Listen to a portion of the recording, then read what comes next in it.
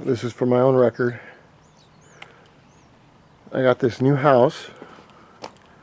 It has a huge lawn in it, and the lawn has been kept up for a number of years. It's gone to hell.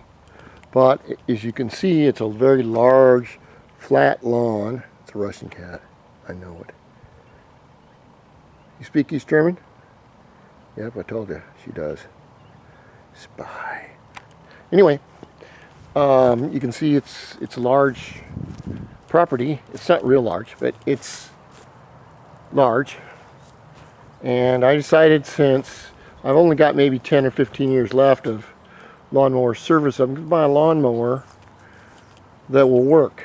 This is what's called a Toro 30-inch electric start twin-bladed push mower.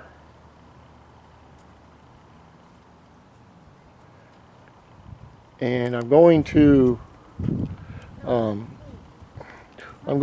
it. Here's the boss. I'm in a very bad dress, but I wanted to thank you. So you like my lawnmower? Yes, and thank Okay, you very she much likes for it, so. everything. You've done really well. Anyway, I'm going to open it and look at it and see what we got.